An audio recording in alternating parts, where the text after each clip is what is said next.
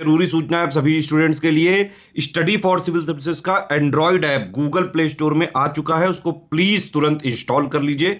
और अगर आप स्टडी फॉर सिविल सर्विसेज के सिर्फ ऐप से कोई भी कोर्स, कोई भी पीडीएफ परचेज करते हैं तो उसमें अप्लाई कूपन, अगर आप ज्ञान सर जो है आप उसमें अप्लाई करते हैं, ये कूपन कोड है, तो उसमें 20% फीस तुरंत माफ हो जाएगी। मतलब 20% डिस्काउंट तुरंत उसमें लग जाएगा।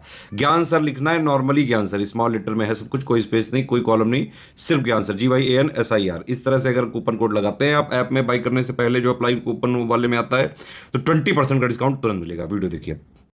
नमस्कार दोस्तों, इन्वायरमेंट के एक और लेक्चर में आपका स्वागत है। ये आज 15वां इन्वायरमेंट का लेक्चर होने वाला है। आज हम लोग अपने 300-350 क्वेश्चन कंप्लीट कर चुके हैं, तो आई होप आपने पूरी प्लेलिस्ट फॉलो करी है। इन्वायरमेंट के लिए UPPSC RO या RO BE कोई भी एग्जाम हो, जो मैं ये प्लेलिस्ट डाली इतना आपके लिए इनफ होगा। बस साथ में आपको PYQ को देखने होंगे और प्लस इन्वायरमेंट से रिलेटेड जो भी करंट अफेयर्स है, बस आपके इन्वायरमेंट के लिए अच्छी तैयारी हो जाएगी। बाकी कंप्लीट आप एकदम स्ट्रैटेजिकली एक ही जगह पे कंप्लीट प्रिपरेशन करना चाहते हैं, अपनी सिलेक्शन की तैयारी करना चाहते हैं कि इस बार आपको सिलेक्शन लेना ही, तो कंप्लीट एक ही जगह पे वीडियो क्लासेस, आपको study material, test series, paid कोई सब एक जगह कंप्लीट इंटीग्रेटेड तैयारी करा दी जाएगी। RO की, UPPCS की। तो आप इन नंबरों पे लेके जानकारी ले सकते हैं दोस्तों।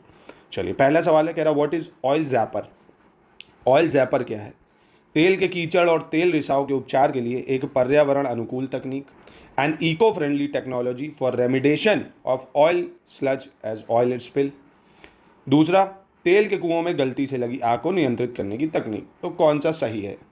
तो पहले ये इमेज देख लीजिए, दिख रहा है, ये देखिए। तो ये जो ऑयल स्पिल हो जाता है ना, मतलब सरफेस पे जो तेल फैल जाता है, इसको जो ऑयल हटाने की तकनीक है उसको बोला जाता है ऑयल जैपर, है ना। और आपने सुना होगा बायो रेमिडेशन, है ना। तो ऐसे बैक्टीरिया छोड़े जाते हैं, ये सब ऑयल को खा जाते हैं, ख़त्म कर देते हैं। तो यानी इसका पहला सही हो जाएगा कि तेल के कीचड़ और तेल रिसाव के उपचार के लिए एक पर्यावरण अनुकूल तकनीक को क्या कहते हैं? ऑयल जैपर। यानी पहला सही हो जाएगा, ठीक है। अगला कह रहा है, गीले कचरे को खाद में बदलने की प्रक्रिया को क्या कहा जाता है?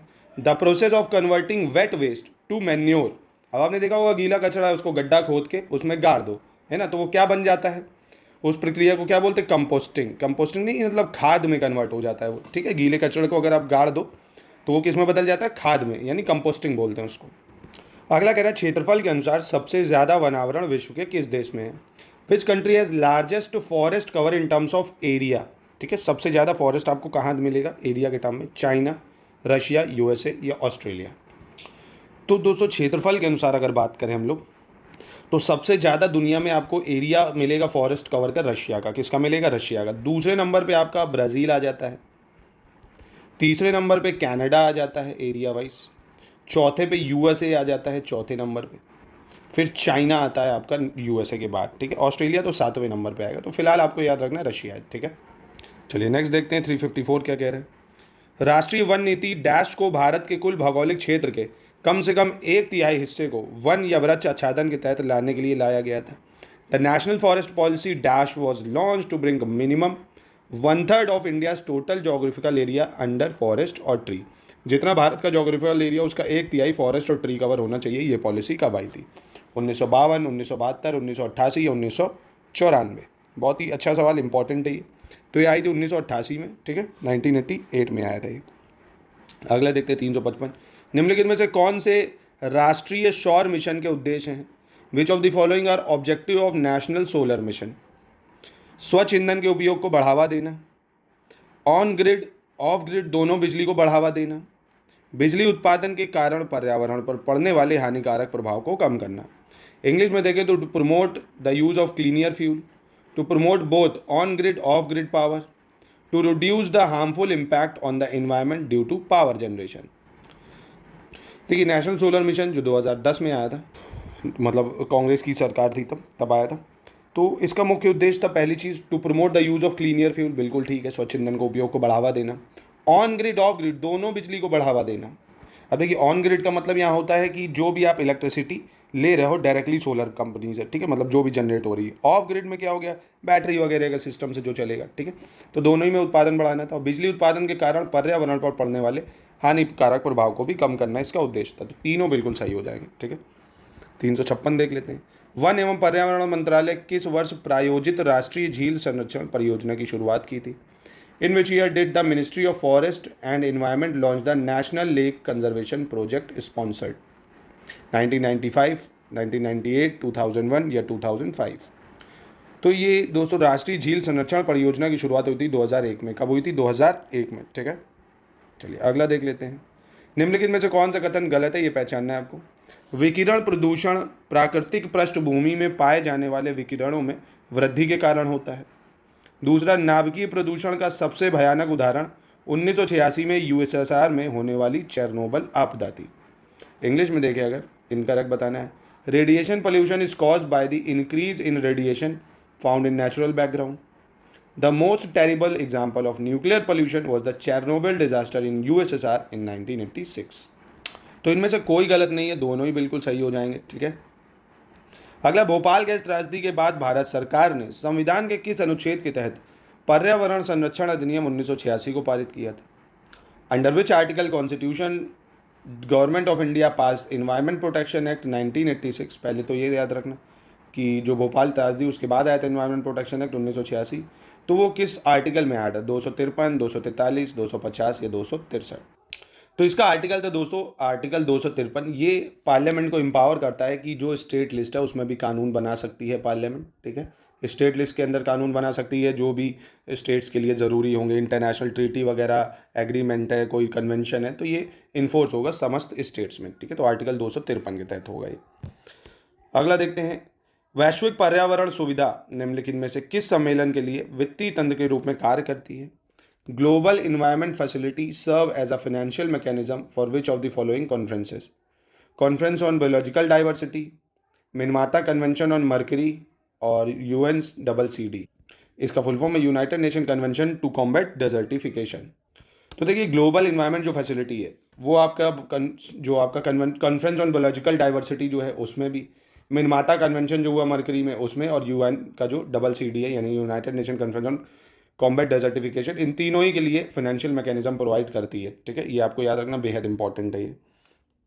360 देखते हैं, वैश्विक पर्यावरण सुविधा की स्थापना किस वर्ष हुई थी? अब यही पूछ लिया आपसे कि ग्लोबल इन्वायरमेंट फैसिलिटी शुरू कब की गई थी? 1992 में, 2002 में, 2012 में या 2022 में? तो ग्लोबल इन्वायरमेंट फैसिलिटी को शुरू करा गया था 1992 में। ठीक है, 1992 में शुरू करा गया था। अगला कह रहा है, निम्नलिखित में से कौन सा वायुमंडल का सबसे नीचे का संस्तर है? विच of the following is the lowest layer of the atmosphere? Troposphere, ionosphere, stratosphere या मीजोस्फेयर? हिंदी में कहें तो क्षोभ मंडल, आयन मंडल, समताप मंडल या मध्य मंडल? तो देखिए, सबसे पहले आपको पता होगा ट्रोपोस्फेयर आती है। ठीक है, ट्रोपोस्फेयर आती है, उसके ऊपर स्ट्रेटोस्फेयर आती है जहाँ पे ओजोन लेयर है, स्ट्रेटोस्फेयर है। फिर आती है आपकी मीजोस्फेयर, मीजोस्फेयर आ जाती है। उसके बाद आती है थर्मोस्फेयर, क्या आ जाती है? थर्मोस्फेयर। उसके ऊपर आ जाती है आपकी एक्सोस्फेयर, क्या आ जाती है? एक्सोस्फेयर। अब ट्रोपोस्फेयर में जितने एरोप्लेन वगैरह वो यहीं उड़ते हैं। ठीक है, और स्ट्रेटोस्फेयर में आपके जो मीटियोर्स वगैरह होते हैं वो मीजोस्फेयर से बर्न होना शुरू करते हैं, स्ट्रेटोस्फेयर तक आते हैं। और स्ट्रेटोस्फेयर में आपको पता ही है जो ओजोन लेयर है वो यहीं पे है। ठीक है, और जो आपका आइनोस्फेयर है उसका यूज़ किस लिए करते हैं? मतलब आइनोस्फेयर थर्मोस्फेयर के बीच में जो है, जो सैटेलाइट्स वगैरह नहीं होती हैं, रिमोट वगैरह टीवी चलाते हैं उसके लिए। तो खैर सबसे लोवेस्ट लेयर क्या हो जाएगी? ट्रोपोस्फेयर। ठीक है, बेहद आसान प्रश्न था ये। चलिए अगला प्रश्न देखते हैं, पर्यावरण एवं विकास पर पहले संयुक्त राष्ट्र सम्मेलन का आयोजन रियो डी जेनेरियो में किस वर्ष किया गया था? In which year was the first United Nation convention on environment and development was held in Rio de Janeiro? 1980, 1985, 1992 या 2002?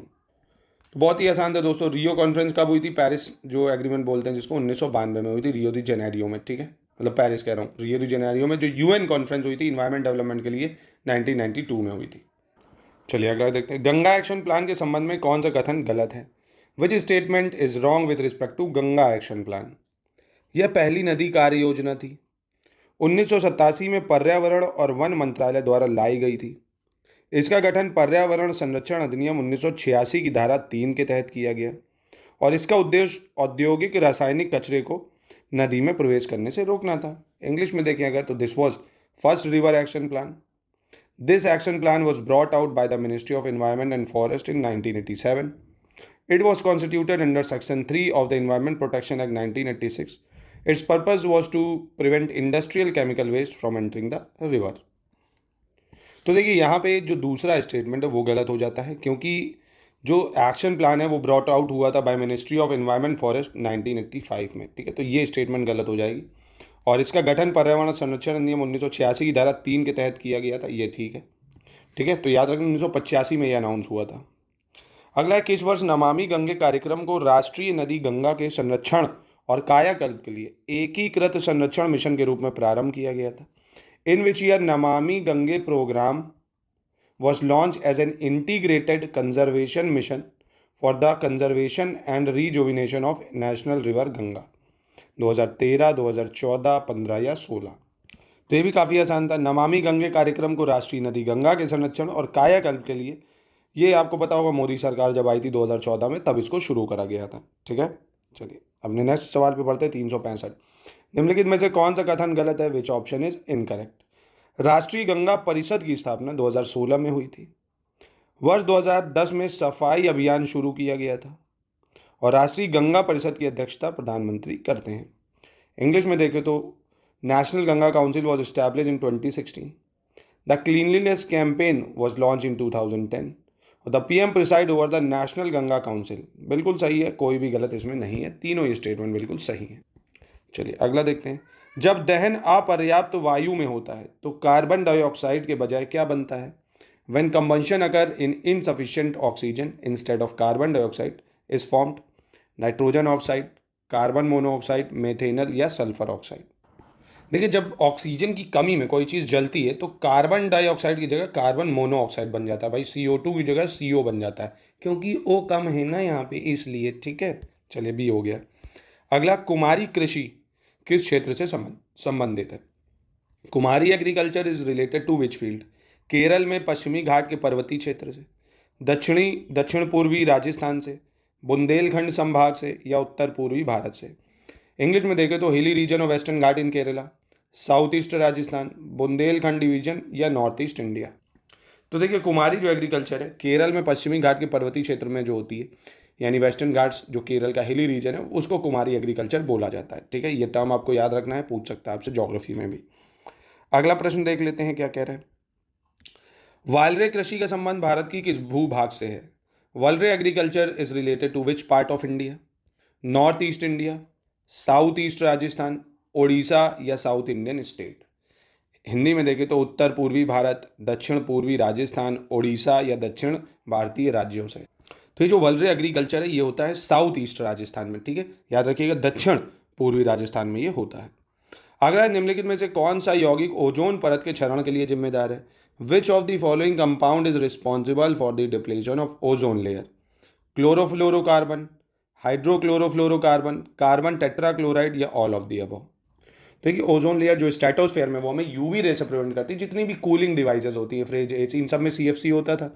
तो क्लोरोफ्लोरोकार्बन है, हाइड्रोक्लोरोफ्लोरोकार्बन इंट्रोड्यूस करा HCFC, और कार्बन टेट्राक्लोराइड, ये सभी रिस्पॉन्सिबल होते हैं ओजोन परत की क्षरण के लिए। ठीक है, और इसी से रिलेटेड 16 सितंबर को हम लोग international day for preservation of ozone layer भी मनाते हैं। ठीक है, ओजोन की परत प्राकृतिक रूप से कहाँ पाई जाती है? Where is the ozone layer found naturally? ये मैंने अभी आपको बताया। ठीक है, इसका आप कमेंट में जवाब दे दीजिए, अभी बताया जस्ट।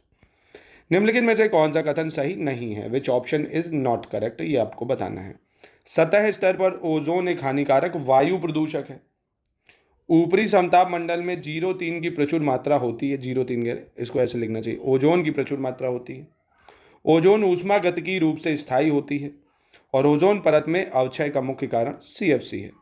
इंग्लिश में देखो तो ozone is a harmful air pollutant at the surface level. Ozone is abundant in the upper stratosphere. Ozone is thermodynamically stable. The main cause of depletion in the ozone is CFC. तो कौन सा गलत है? तो देखिए, अगर stable होती तो ये ब्रेक कैसे होती है? स्ट्रेटोस्फेयर में ओजोन ऐसे होती है, जैसे ही सूरज की किरण इसमें पड़ती है ना तो ये ब्रेक हो जाती है। O2 और O में इसका ऑक्सीजन बॉन्ड जो होता है ये टूट जाता है, क्योंकि अनस्टेबल होती है बहुत ज़्यादा, है ना। ये कैसी होती है? ऊष्मागतिकीय रूप से स्थायी नहीं होती, इसीलिए तो ब्रेक हो जाती है। ठीक है, तो ये वाली स्टेटमेंट गलत हो गई। अगला, निम्नलिखित में से क्या ओजोन परत की छाया का प्रभाव है? त्वचा कैंसर, मोतियाबिंद, सनबर्न या मत्स्य उत्पादन में क्षति? इंग्लिश में देखें तो स्किन कैंसर और कैटरेक्टिस, सनबर्न या डैमेज टू फिश प्रोडक्शन। तो देखिए, स्किन कैंसर होगा, मोतियाबिंद यानी कैटरेक्टिस भी हो जाता है, क्योंकि सन की रेज जो होती है काफ़ी हार्मफुल होती है, वो UV रेज जो आपकी आंखों के जो पार्टिकल्स होते हैं उसको भी खराब कर सकती है। सनबर्न तो हो ही जाएगा। फिश प्रोडक्शन खराब हो जाएगा, कारण होगा कि जो ऑक्सीजन की लेवल है वो मात्रा जो होगी वो क्या होगी? या तो ज़्यादा हो जाएगी, एक्सीड कर जाएगी, या बहुत कम हो जाएगी ना, तो फिश के प्रोडक्शन में भी क्षति आएगी, ठीक है, क्योंकि टेम्परेचर वेरिएंट होती हैं, फिश को एक लिमिटेड टेम्परेचर चाहिए, वो कम ज़्यादा होगा तो वो भी मरने लगेंगे, ठीक है। चारों स्टेटमेंट सही हो जाएंगे इसकी। अगला है पर्यावरण, वन और जलवायु परिवर्तन मंत्रालय ने किस वर्ष इंडिया कूलिंग एक्शन प्लान विकसित और लॉन्च किया जो विश्व ओजोन दिवस 2021 की थीम के अनुरूप है। In which year the ministry of environment, forest and climate change develop and launch India cooling action plan which is in line with the theme of world ozone day 2021। 2017, 2018, 19 या 21। तो दोस्तों देखिए, India cooling action plan विकसित और launch किया 2019 में, ठीक है। विश्व ओजोन दिवस किस दिन मनाया जाता है, मैंने अभी ऊपर आपको बताया था। वर्ल्ड ओजोन डे मनाते हैं हम लोग 16 सितंबर को। कब मनाते हैं वर्ल्ड ओजोन डे? 16 सितंबर। ये बहुत ज़्यादा इंपॉर्टेंट डेट है। चलिए 375 आज का अंतिम प्रश्न देखते हैं। किस वर्ष भोपाल गैस दुर्घटना में मेथाइल आइसोसाइनाइड गैस का रिसाव हुआ था? तो ये भी ऊपर बताया था। इसी के बाद इन्वायरमेंट प्रोटेक्शन एक्ट आया था। तो यानी आप यहाँ से अंदाजा लगा सकते हो। In which year methyl isocyanate gas leaked in Bhopal gas incident. तो बहुत ही आसान डेट है इसकी। 3 दिसंबर 1984 को ये त्रासदी हुई थी, बहुत ही ज़्यादा डिजास्ट्रस। उसके बाद से इन्वायरमेंट प्रोटेक्शन एक्ट आर्टिकल 253 के तहत बनाया गया था, ठीक है। और इन्वायरमेंट को प्रोटेक्ट करना हमारी फंडामेंटल ड्यूटी भी है 51 क्लॉज जी में। डीपीएसपी में भी है हमारे, डीपीएसपी आर्टिकल 48 क्लॉज ए में, ठीक है। तो ये था आज का लेक्चर दोस्तों। मिलते हैं अपने नेक्स्ट लेक्चर में बहुत ही जल्द। बस ये खत्म होने वाले 125 क्वेश्चन और है, फिर मैं बहुत जल्द साइंस शुरू करूंगा। और दोस्तों आप लोगों में से कौन है जो इस बार आरओ या यूपी पीसीएस प्रीलिम्स निकाल रहा है, कमेंट में जरूर बताना। बोलते रहा करो यस, अब मन में ही बोलोगी मैं निकालूंगा इस साल हर हाल में। डीमोटिवेट नहीं होना, पेपर निकालना है। समय बीतता जा रहा है, जुलाई खत्म होने वाला है, अगस्त सितंबर अक्टूबर बचा आपके प्रीलिम्स के लिए, पीसीएस के, और नवंबर दिसंबर आपके आरओ के लिए। तो जुटे रहिए अपनी तैयारी में, इस साल पेपर निकाल के रहना है आपको।